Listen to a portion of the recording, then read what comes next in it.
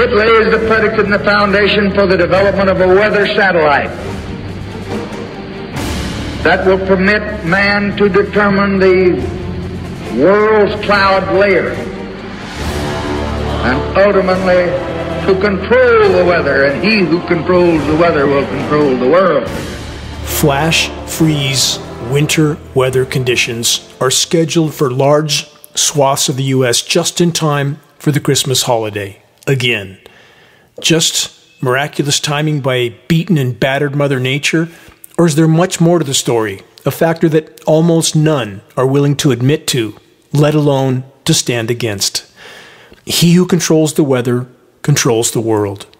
It's hard to help not repeating those words from former U.S. President Lyndon Johnson. He stated 60 years ago, "Climate change will fuel humanitarian crises in 2023, a new study states." That's a new report covered in Reuters.com.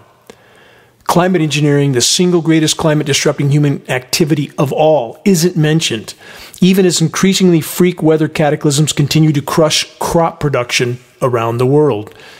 Control the food supply, control the population, control the world. More headlines from this week. Europe's water crisis is much worse than we thought. More on that to come. And this, water experts state Wyoming can't avoid potential doomsday Colorado River crisis. And this, same theme. Nation's largest water supplier declares drought emergency. All this from this week. No water, no food, and soon enough, on the current course, no people. Though we can speculate about the agendas and the objectives of the controllers, although it should be obvious at this point, what is not speculation, what is not theory, what is not hypothesis, is the fact that climate intervention operations are cutting off the flow of precipitation to the U.S. West. That is a satellite image proven indisputable fact for any that care to investigate and look at the data. Will our current paradigm survive 2023? Based on all available data, the answer would appear to be no. From Reuters.com, this, climate change could cost pension funds billions, EU watchdog says. About that headline, soon, very soon, collapsing pension fund Ponzi schemes will be in the rearview mirror. The primary focus will shift to the next bite of food and finding enough uncontaminated water to keep going. This week from PBS, the following report. G7 establishes global club to fight climate change. About that headline, if you think that the G7 group is actually concerned about protecting populations, think again. Populations aren't only expendable to those that currently control the world, they are a rapidly increasing liability as the planet's life support systems break down by the day. And those in power should know how fast they're breaking down because they are the ones most responsible for it. Although there is no denying that huge segments of global populations have been all too willing to go along with the loot, plunder, pillage, and pollute until nothing's left party. Next headline, and this one is very important. From multiple sources, airlines are finally admitting contrails are an environmental problem. This headline again is new this week. And no, not just a massive environmental problem, but something much worse. Because what we see in our skies aren't contrails, unless you believe contrails come out of retrofit nozzles mounted on wing pylons and are aimed into the engine exhaust with film footage showing nozzle dispersions being turned on and off. It's not condensation unless you believe condensation, for some reason, also contains aluminum, barium, strontium, manganese, polymer fibers, graphene, and more. And no, I'm not speculating. At the cost of over 6 figures, Geoengineering secured a National Oceanic and Atmospheric Administration flying lab, put a top scientist in it, took atmospheric samples of jet aircraft dispersions in our skies and processed the samples at one of the world's most reputable testing facilities. And we found exactly what we expected. Climate engineering elements starting with aluminum nanoparticles. So if you still believe you're seeing benign condensation trails in our skies that often cover the entire skyline, time to wake up and do some real research. Start at geoengineeringwatch.org and view the groundbreaking climate engineering documentary titled The Dimming. You can view this for free on the homepage of geoengineeringwatch.org. More on the condensation trail lie shortly. There are many other headlines to cover. And what's so important about these headlines? They confirm that the ongoing jet aircraft particulate dispersions are causing even more warming than greenhouse gases like CO2. This very damning science conclusion completely obliterates the entire stated reason behind climate engineering solar radiation management operations. So we must ask, what's the real agenda and objective of the controllers for these operations? And after a century of atmospheric experimentation with sprayed particle dispersions and massively powerful frequency transmissions, more recently being conducted in these operations, transmissions that are blasting our once blue skies, which are used to manipulate the particulates and to create various atmospheric pressure zones, what are the climate engineers capable of and willing to do at this dark hour?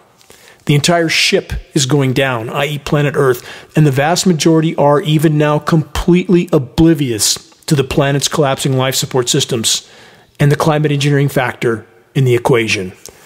Droughts, deluge, flash freeze, surface cool downs, massive hailstorms, freezing rain, the list is long. Hard science connects climate intervention operations to all of it. And this doesn't mean that climate catastrophe wouldn't happen without climate engineering. We have decimated our planet in countless ways, but climate intervention operations are making an already dire scenario far worse still. A few headlines from this week to consider. Spain hit by heavy rain, floods, and hurricane-force winds.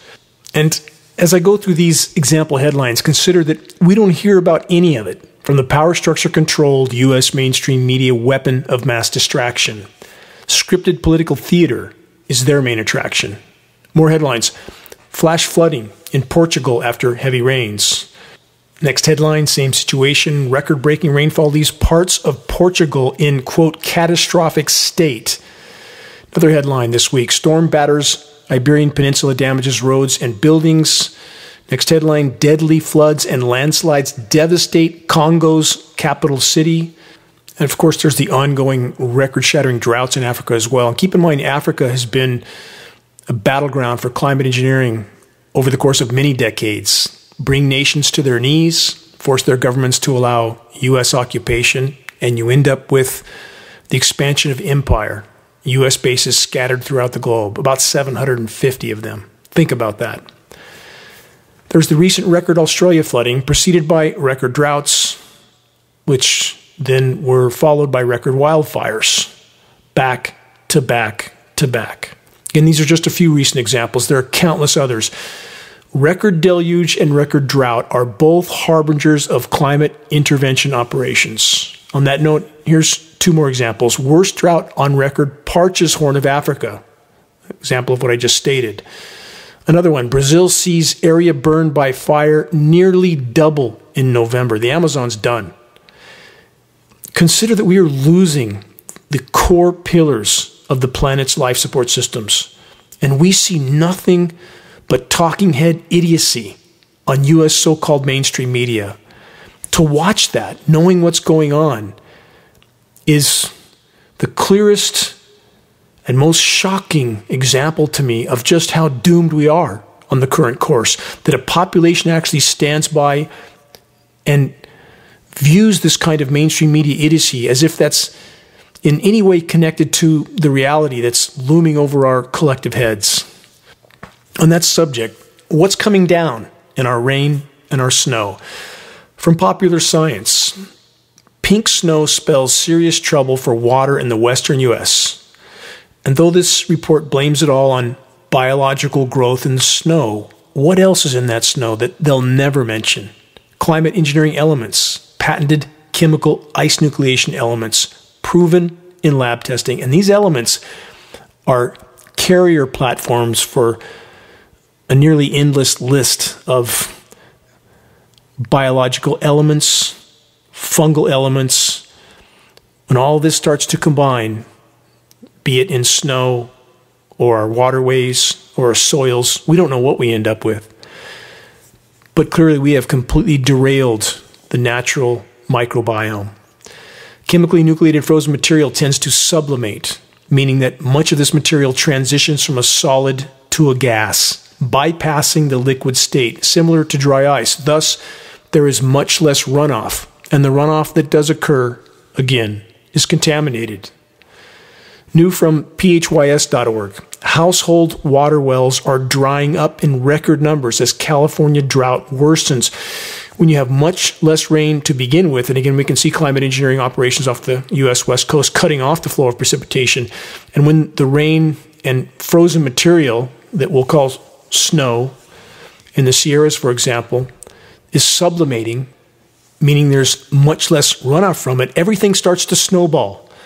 One domino knocks over a still bigger domino, which tumbles an even bigger domino. It's cascading collapse. That's what we face. Another headline, multiple sources, the rise of the year-round wildfire. Fire season is year-round now. Where I live in Northern California, the rainy season off and on was about 9 months a year. Now it's about 2 months a year. What's going to happen? And we see official agencies blaming it on everything but climate engineering. Again, for the record, geoengineeringwatch.org has been sounding the alarm about the climate engineering-induced California drought catastrophe for almost a decade and a half. View the engineered drought section on the homepage of geoengineeringwatch.org to learn more. Were we looking into a crystal ball? No. We were looking at data and willing to disclose that data, something that no official agency is willing to do, no so-called elected official is going to do. Gavin Newsom has known about these operations since at least 2014, when I had an extended presentation with him in his office at the Capitol with his top aide. Will Gavin ever say anything? Of course not. Gavin is a tool for the controllers, nothing more. A puppet on the end of their strings. I don't know how these people live with themselves. I truly don't. Engineered winter weather is very effective at convincing much of the population that the planet isn't actually in a state of meltdown, or perhaps, as some believe, isn't even warming. Unfortunately, some that claim to be in the fight to expose and halt climate engineering ignore the fact that the extreme winter weather whiplash scenarios are completely engineered, and thus they push the very narrative that the controllers and the climate engineers want, that the planetary meltdown is a hoax. But such a notion couldn't be further from the truth. Toxic climate intervention operations can create wide-scale, short-term flash cooldowns at the cost of an increased overall warming and a ubiquitous contamination of the entire planet. Breaking headlines on that theme. Major Arctic outbreak ahead. The Weather Channel spokesman said, I saw her say it with my own eyes this week, this will be the coldest air you have felt for years and years and years. Another headline, same theme. Extremely cold air from Siberia will send U.S. into deep freeze days before Christmas. That report states a bitter blast of cold air will challenge records that have stood since the 1980s from the northern Rockies to the southeast, as well as stress energy grids in the run-up to the Christmas holiday. Yes, such are the headlines that the controllers and the climate engineers seek to create, and that they want media sources to repeat. And this helps to cover the tracks of the climate engineers, and more specifically, a key aspect of climate engineering that only geoengineeringwatch.org is trying to disclose, and I hope that changes. And that aspect is engineered winter weather surface cooldowns, temporary, toxic, extreme cooldowns from chemical ice nucleating elements being sprayed into cloud moisture and upper-level wind current manipulation with ionosphere heaters like the HARP facility in Alaska. There's about 100 of those types of facilities around the globe, although the HARP facility is the largest and most powerful. Many more highly sensationalized winter weather headlines still to come, along with the planetary meltdown headlines that most media sources, including alt media, aren't mentioning. We're playing a grand game of chess for life on Earth, literally. We must learn to play well. And that starts with standing on solid data, not knee-jerk ideology, preconception, and wishful thinking bias. So, Can winter weather actually be engineered? All available science is crystal clear on this question. The answer is yes. Patented chemical ice nucleation cloud seeding operations in combination, again, with ionosphere heater manipulation of jet stream patterns are core components. Theatrically named Winter Storm Diaz is the most recent case in point. This manipulated winter weather mayhem was fed with moisture from the record-warm Gulf of Mexico and then the record-warm Atlantic. More on this shortly, but this stream of moisture crossed Florida, went up the eastern seaboard, and back into the northeast U.S., where this far above freezing precipitation miraculously turns to snow. They call it changing over to snow now as the climate engineering operations bombard it with chemical ice nucleating elements, and much of the snow coming down initially at far above freezing temperatures. And that's the norm now. Elevation often has nothing to do with where the snow falls. You're either on the, quote, warm side of the winter storm or the cold side of the winter storm. This is completely absurd, and so much of the public accepts it because they're told to accept it, and thus they do. From redanalysis.org, this: war in Ukraine, Europe, and the weaponization of winter. On this theme, aka Anthropocene wars. Anthropocene definition: the age of man. Weaponizing winter weather. Even more extreme for those in parts of the world that have now been cut off from power, water, and soon even food. And does this report actually admit to climate engineering operations? No. Only the fact that winter itself is used as a weapon, as a force multiplier for military operations. On that very theme, weather as a force multiplier, this is the name of a U.S. military document titled Owning the Weather by 2025. Indeed, they already do. How many have even heard of this, let alone reviewed it? What does this document add up to? It is confirmation that the U.S. military has always viewed weather and climate modification as an essential covert weapon of war. The cancer of criminals that currently run and rule the world is connecting and collaborating. They're becoming more desperate by the day. Biosphere collapses beat them to the intersection, aka it's unfolding before they were fully ready for it.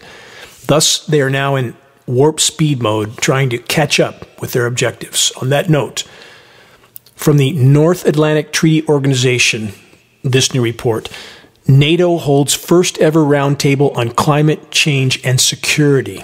Read between the lines.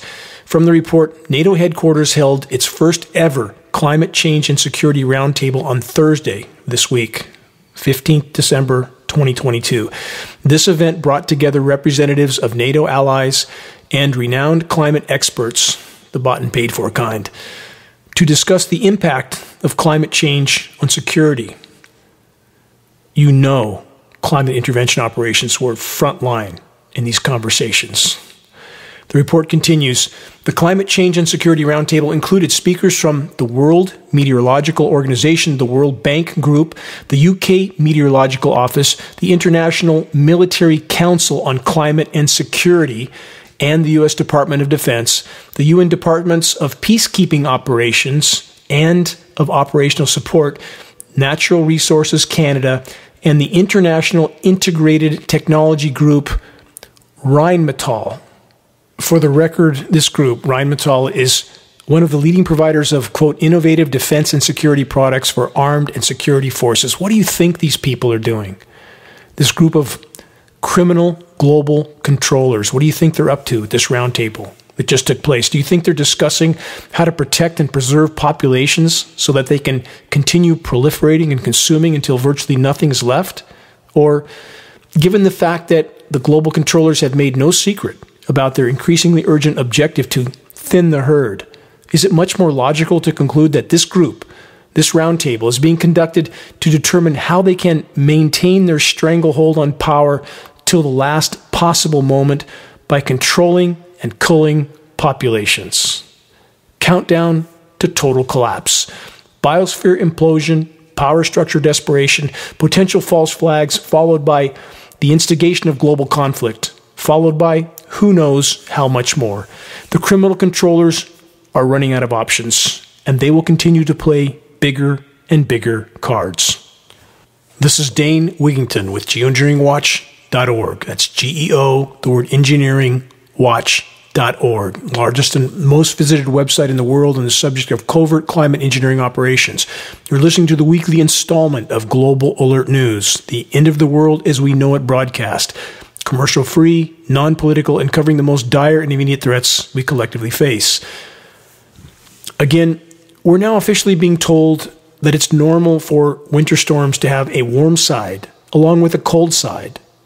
Does it sound normal to you to have a warm side to a winter storm?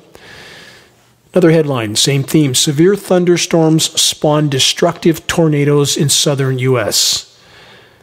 As I stated earlier, the moisture for these storms flowed straight out of the record warm Gulf of Mexico. As this same moisture got past the thunderstorm and tornado chapter, it miraculously turned into a blizzard that the Weather Channel climate engineering cover-up actors theatrically named Winter Storm Diaz. And yeah, that makes sense. A blizzard spawned from the record warm Gulf of Mexico and the record warm Atlantic Ocean. Welcome to climate engineering operations. And again, patented processes of chemical ice nucleation cloud seeding, aka engineered winter. Ice storms are now the norm in the transition zones between the warm flows of atmospheric moisture and the eventual target zone of the chemically nucleated winter weather. Ice storms occur when the seeded cloud moisture reaches the surface before setting up and freezing. Though so many so-called winter storms now begin at above freezing temperatures, as this process continues, surface temperatures do begin to drop precipitously. The nucleated material is generally far colder than the surrounding ambient temperatures. Geoengineeringwatch.org about 4 years ago traveled to the base of Mount Shasta to test snow temperatures. It was the first snow of the season. The ambient temperature had not been below 30 degrees to that point in the season. Again, the start of fall and early winter. Yet, the frozen material on the ground was 15 degrees. How can that happen? Because it's not a naturally nucleated substance. It's extraordinarily cold to the touch, flash burns foliage. God knows what it does to what's left of the wildlife. These operations are nothing less than winter weather warfare. As mentioned earlier in this broadcast from Popular Science, pink snow spells serious trouble for water in the western U.S. And this headline, again from phys.org, household water wells are drying up in record numbers as California drought worsens. Let's continue now with that report. Across California, domestic wells are drying up in record numbers due to severe drought and the overpumping of underground aquifers. The crisis has hit rural farming areas particularly hard and left some families to fend for themselves or wait years for permanent solutions as nonprofit state water officials and well drillers struggle with a growing backlog of assistance requests. Now, they're not going to be waiting for years. They're going to be waiting forever on the current course if the climate engineers continue to cut off moisture. It must rain more on a rapidly warming planet, and our planet is warming at blinding speed. Again, unfiltered frontline data indicates we are past 3.5 degrees C warming. That's 6+ degrees Fahrenheit since pre-industrial eras. Ground temperatures that are recorded during engineered surface cool-down events radically skew official temperature records, thus masking the true extent of planetary meltdown. Exactly what the climate engineers want. Keep the public oblivious until the brutal, bitter end, until the moment of impact. The atmosphere holds 7% more moisture for every degree C of warming. It should be raining much, much more than it is. Climate engineering is the reason it's not. It appears the climate engineers are also trying to reduce atmospheric relative humidity, RH, because in their myopic approach to weather warfare, they're reducing the water vapor buildup in the atmosphere, which is also a greenhouse gas, but that's also what produces clouds, which produces rain, which produces forests, which absorbs CO2 and releases oxygen, and they're thwarting all of that with climate engineering operations. Same mentality as the pharmaceutical industrial complex, and every day you see new pharmaceuticals with strange sounding names. Take this for that symptom, and by the way, here's the 50 side effects, including potential mortality. And they play this happy music while you're listening to this list of consequences. We live in an asylum, an absolute asylum. This report continues. In parts of the Central Valley, some residents have already been forced to live more than 5 years on water hauled to temporary storage tanks as California enters what is anticipated to be a fourth year of drought. Groundwater pumping is likely to intensify, particularly within agriculture. No, it's not likely to. It is intensifying, and it's not a 4-year drought. It's the worst drought in at least 1,200 years. It's been accelerating since 2007, and they're pumping so much groundwater in parts of the Central California Valley that it's causing massive subsidence. The ground is sinking. In fact, in some regions, it's sinking astoundingly fast. And how long will the California aqueduct even flow when so many regions are sinking as they are? And there's even more to this scenario. Not only are groundwater levels dropping, but the layer of toxic chemicals from all the toxic elements used in agriculture are building up at the bottom of these aquifers. So that layer is rising, water level is dropping. When the two meet, what's left? Pumping toxic chemical-laden water? How much will that help? Not at all. The climate engineers continue to paint us all into a very dark corner. What do the climate engineers have scheduled for the U.S. West Coast? Continued far below normal rainfall. The current Northern California schedule for the latter part of December is for mostly or completely cloudy days with little to no rain. From a historical perspective, this is completely wrong. It's a glaring harbinger of covert climate intervention operations. Heavy chemical ice nucleation cloud seeding operations not only facilitate a cold, dense surface layer of air, but much of the moisture that would have fallen as rain is in effect dried up.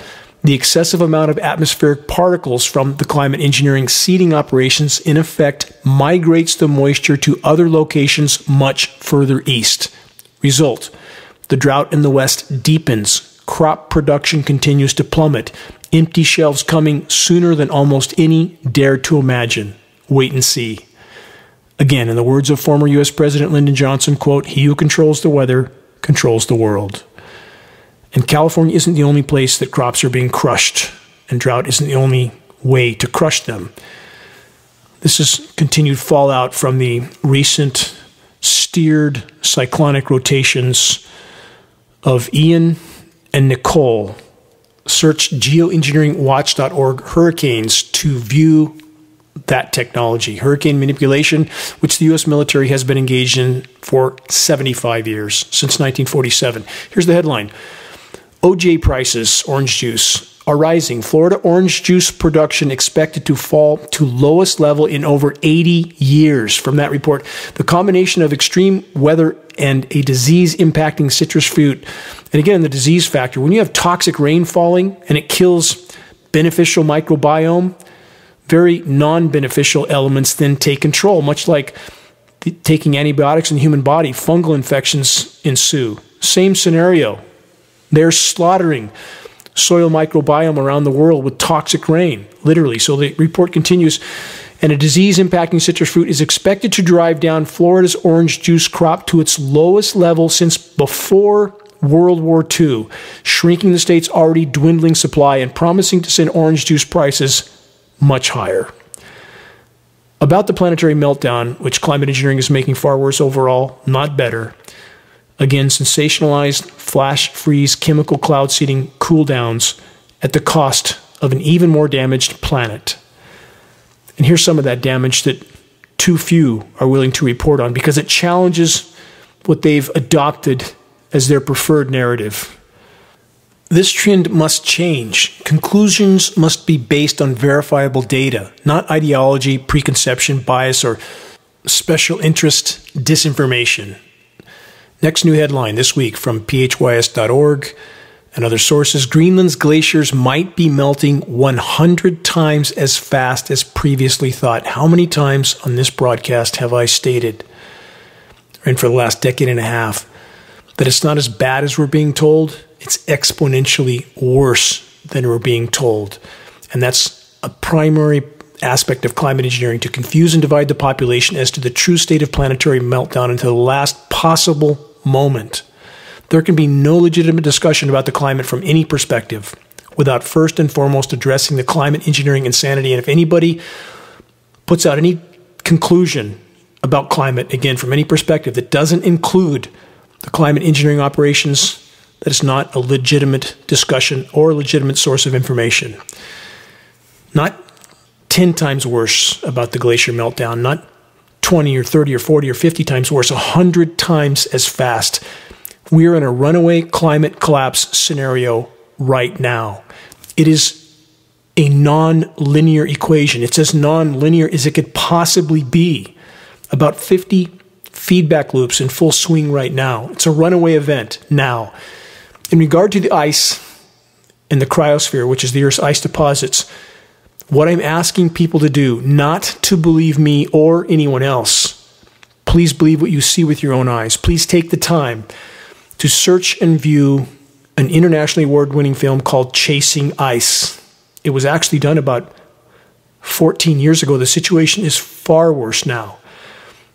But view that film, non-political, simply film footage that is beyond shocking what we're not being told and what climate engineering is attempting to hide and making it worse in the process. Total planetary meltdown, ozone layer collapse, die-off of the entire web of life, masked for the moment, at least in some regions, by the climate engineering insanity and the winter weather mayhem they are creating just in time for Christmas. You're listening to the weekly installment of Global Alert News, the Bad News Broadcast, installment number 384, December 17th, 2022. This is Dane Wigington, your host. Global Alert News is brought to you by Geoengineeringwatch.org, the largest and most visited website in the world on the subject of climate intervention operations known as geoengineering. The commercial-free, non-political Global Alert News Hour is now broadcast on AM and FM stations in Florida, Texas, 2 stations in San Francisco, Sacramento, San Diego, 2 Colorado stations including Denver, Portland, Phoenix, Pittsburgh, Santa Cruz, San Bernardino, Washington State, Alabama, New York State, 2 stations in the far north of California, and North and South Carolina. Geoengineeringwatch.org wishes to express our deepest gratitude to those that have helped us to expand our reach and our voice in this desperate last-hour effort to sound the alarm. If you're on our email list, please put us on your email contact book so that our mailouts don't go to the spam files. Please help us to share the groundbreaking documentary The Dimming, which fully exposes the climate engineering atrocities, now with over 1 million views on YouTube. The best way to share is by circulating the direct link to The Dimming by email directly from the homepage of geoengineeringwatch.org. Sharing directly helps us to overcome social media censorship.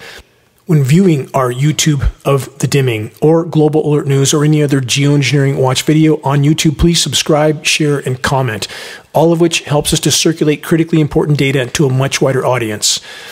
About reaching those that still are not aware of climate engineering, Geoengineering Watch awareness-raising materials can be found on our homepage.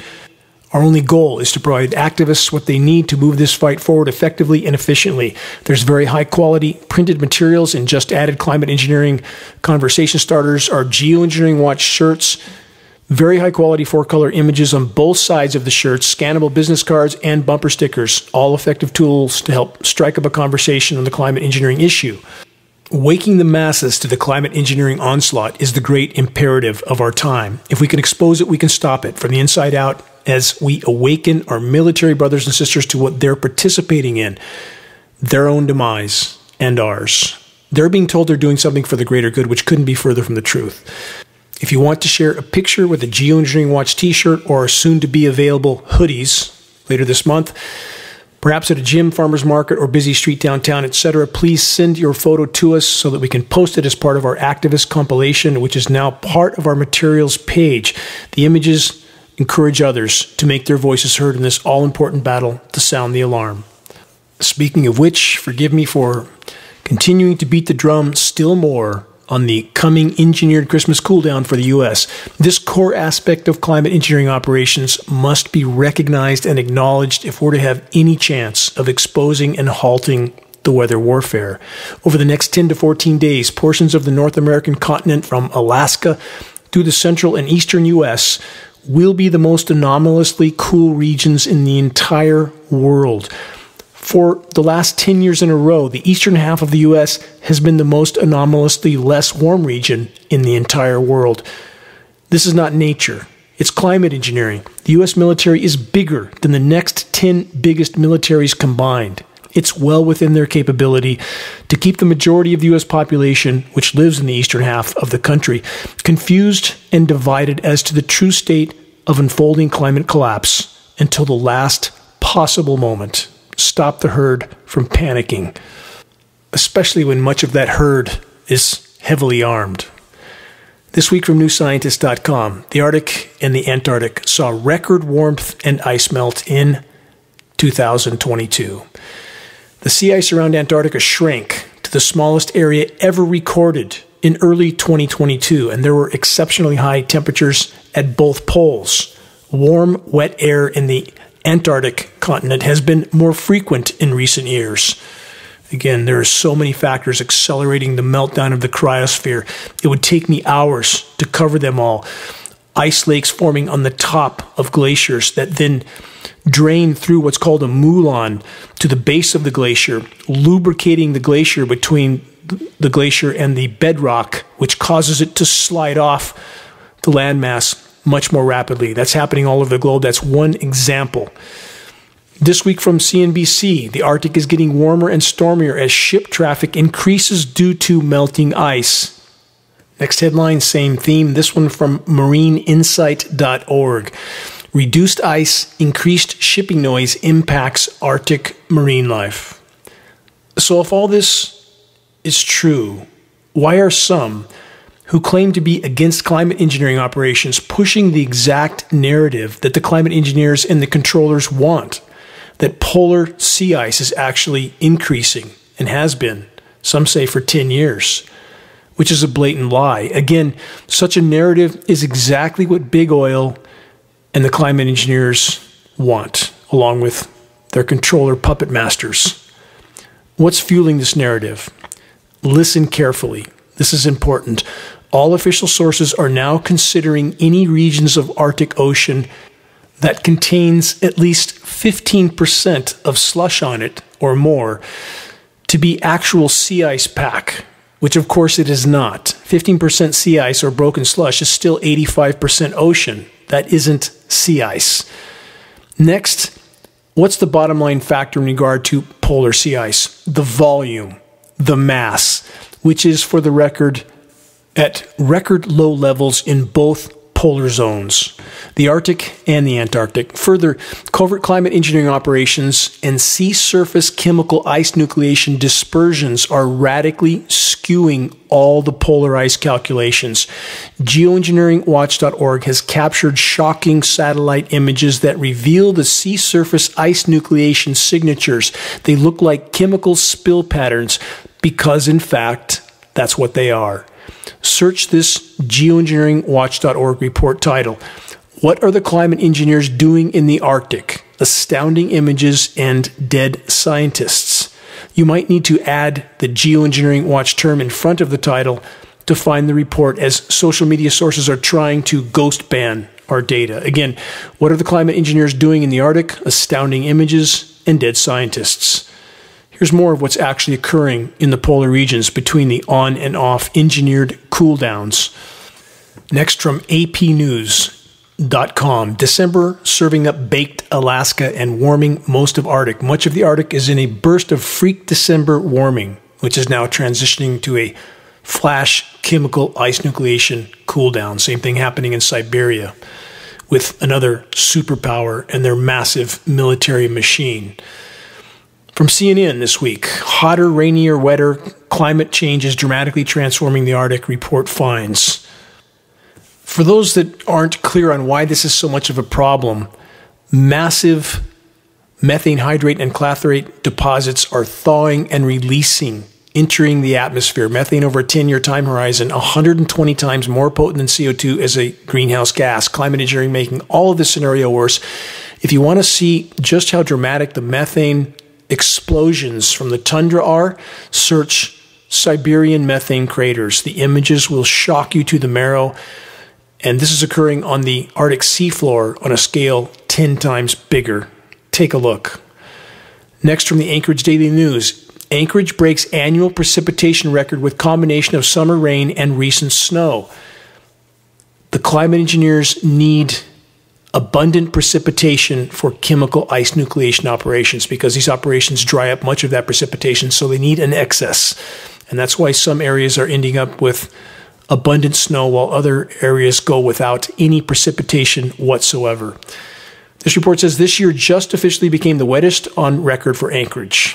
New from CBC Canada, that's Canadian mainstream media. The world's permafrost, just mentioned that, is rapidly thawing, and that's a big climate change problem.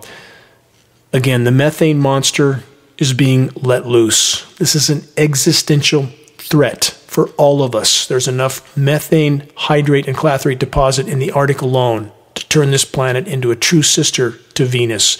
Many think this is absolutely impossible. They think that there's some magic thermostat on the planet that you can do whatever you want to it without the ultimate consequence, and that simply isn't true. The human race, taken as a whole, has laid waste to our formerly thriving planet in the geologic blink of an eye. Industrialized, militarized so-called civilization is an exercise in near-term self-extermination, with climate engineering at the top of the list. New from CBS News, dying and dead seabirds on Alaska coast expose growing threats of climate change.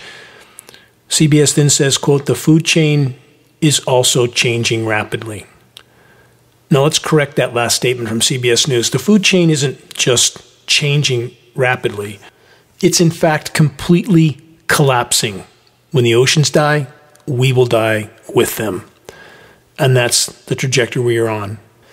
Next cheery headline from multiple sources. Climate change could make Washington streams too hot for fish, report shows. Too late.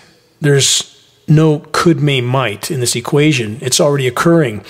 The beautiful native trout that once existed in a formerly pristine stream that actually starts on my habitat preserve are all gone, all dead. The water that does flow is, in the summer months now, too warm and choked off with moss and algae. For multiple sources, similar theme, climate change is turning lakes brown. What happens then? Fish and all aquatic life is all too often dying off in rapidly heating and deoxygenating bodies of water around the world, including our oceans, as I already stated. How fast is the web of life dying? Far faster than any official source is willing to state. New from BBC, biodiversity. What is a mass extinction, and are we causing one? Question mark. Again from BBC. That report states, scientists say life on Earth could be in trouble again, with some even saying we could be entering a sixth mass extinction. They then say, could we really be on track to lose most of life on Earth? Question mark. I'll take a moment to answer that question from the BBC. An honest answer. An answer that few are willing to accept. No, we're not on track to lose most life on Earth. We're on track to lose all life on Earth. The human race must completely change course, or we're done. How obvious can that be at this point? Opening the COP15 conference, again, that's the biodiversity conference that started 2 weeks ago. I believe it's winding up this weekend. UN Secretary General Antonio Guterres stated, around the world for hundreds of years, we have conducted a cacophony of chaos, played with instruments of destruction. How true can that be? I hope Antonio Guterres and many more in the circles of so-called science stand up, band together, and tell the truth about the single greatest instrument of destruction of all, climate intervention operations. And for the record, the COP15 Global Biodiversity Conference has had almost zero U.S. media coverage. Too busy watching scripted political idiocy on all of those channels. The Chinese news covered it 10 times more than U.S. media. What an incredibly sad fact that is. And worse still, most of the U.S. population never even noticed. Too preoccupied with football games and holiday shopping. Is this the last Walmart Christmas? It would seem likely. As nature dies, so does our food supply. From InsideClimateNews.org this week, climate change is driving millions to the precipice of a raging food catastrophe. I mentioned the record drought in Africa. Here's another new headline on that subject. In the Horn of Africa, a climate change-induced drought is exposing cracks in the global food system. First, no, it's not a climate change-induced drought. It's a climate engineering-induced drought. Satellite imagery proves this, just like off the coast of California. And no, it's not cracks in the food system. It's unfolding collapse. Hang on. Challenges, as of yet unimaginable to most, are nearly upon us. From Arctic News, this report from this week: the IPCC's deceit betrays the very scientific basis it was supposed to reflect. The IPCC is the Intergovernmental Panel on Climate Change. It's the largest scientific panel ever created on any subject in human history. And about the deceit, yes, it's true. The IPCC is intended to mask the severity of what's unfolding and to deny climate engineering.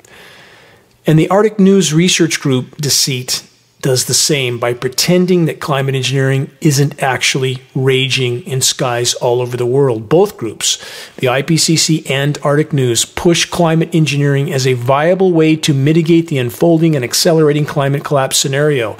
Here's my question for both organizations. After 75 years of climate engineering, aka toxic weather warfare, does it seem like it's working yet?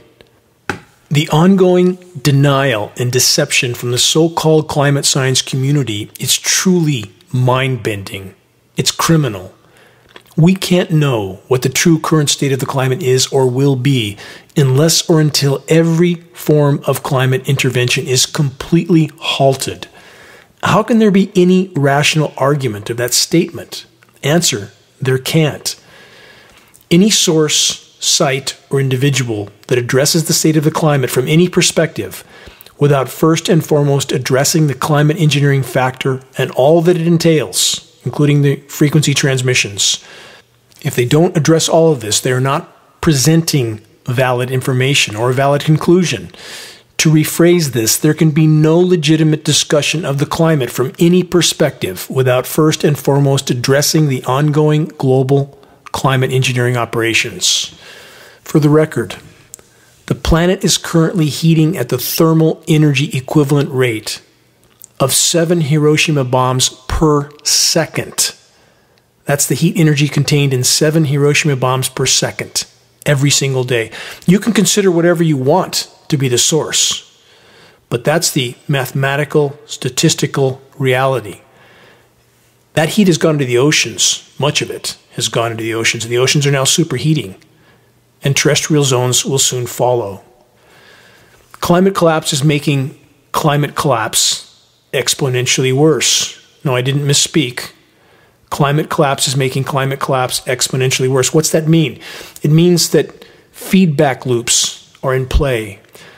As methane releases, and I mentioned that earlier in this broadcast, it migrates into the atmosphere, starts to cover the planet like a layer of glass, creating more heat, which creates even more methane release, which creates even more heat, and that's what I'm saying in the statement I just made. And there's about 50 of that type of feedback loop already activated.